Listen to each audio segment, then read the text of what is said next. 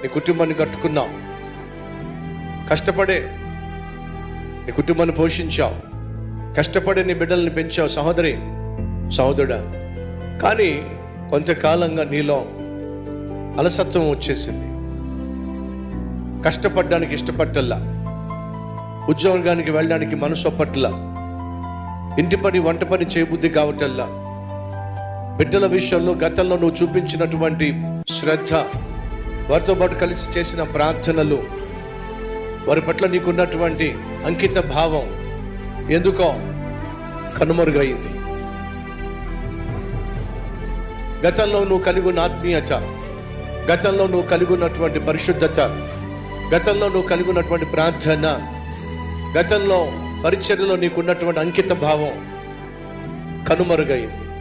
ఒకప్పుడు అద్భుతమైన సేవకుడివి, సేవకురాలివి, ఒకప్పుడు అద్భుతమైన ఆత్మీయుడివి, ఆత్మీయురాలివి. కానీ ఏమైందో ఏమో, బహుశా ఎంతో కొంత స్థిరపడ్డావేమో, ఆర్థికంగా స్థిరపడ్డావేమో, ఆర్థిక సమస్యలు తీరిపోయినాయేమో, కష్టాలు తొలగిపోయినాయేమో, దేవుని ప్రార్థన ఆలకించి నీ జీవితంలో నీకున్న రోగాన్ని స్వస్థపరిచాడేమో, బిడ్డలు కూడా చదువుకొని పైకి వచ్చి వాళ్ళు స్థిరపడి ఉద్యోగం చేస్తున్నారేమో.